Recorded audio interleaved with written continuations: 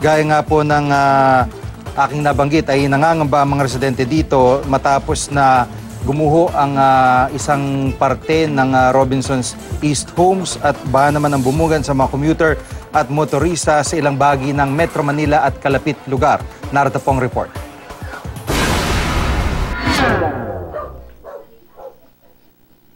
Problemado ang ilang residente sa Antipolo, Rizal dahil sa landslide na sumira sa ilang bahay bandang alas 8 ng umaga. Naglalaki ang bitak ang dulot ng pagguho ng lupa. Kwento ng mga residente, katatapos lamang ng ulan noon nang mangyari ang pagguho. Ang ilan sa kanila matagal lang nakatira sa lugar pero ngayon lang daw nakaranas ng landslide. Natatakot din po. Paano yun? Ano ang balak yung gawin ngayon, sir? Pero yung taga-barangay pumunta na dito kanina tapos nilista na yung mga pangalan namin kung ilan kami sa bahay.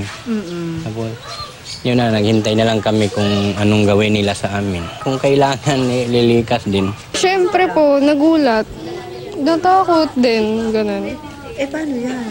Kung mag-uulan pa, delikado daw. Hindi ko alam. Sa San Mateo, nakikiramdam ang mga residente kung kinakailangan nilang lumikas matapos bumigay kahapon ang bahagi ng kalsada sa Santa Barbara Villas 1 matapos ang malakas na pag-ulan.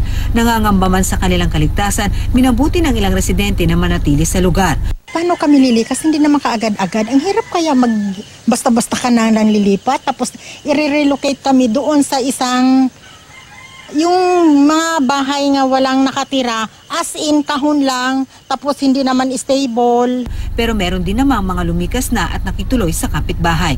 Muli namang binaha ang ilang kalsada sa Cainta, Rizal, bunsod ng malakas na ulan kanina madaling araw. Sa Vista Verdes Homes, malapit ng pasukin ng tubig ang bahay na ito. Gutter level na rin ang tubig sa kalsada. Kasabay ng buhos ng ulan ang malakas na hangin. Binaha rin ang ilang bahagi ng Kalakhang, Maynila kaninang umaga. Sa kuha ni Youth Cooper Marvin Villardo, gutter level na ang baha sa Calao Avenue. Binaha rin ang UN Avenue, Taft Avenue at P. Burgos. Malakas na ulan din ang bumuhos sa Quezon City kaninang madaling araw. Abot bangketa ang baha sa Araneta Avenue. Tumaas din ang level ng tubig sa May Creek sa Rojas District. Pero dahil di gaanong malakas ang ulan, hindi na raw kinakailangang lumikas ang mga residente. Kampante raw silang hindi aapaw ang creek. Marisol Abduraman, GMA News.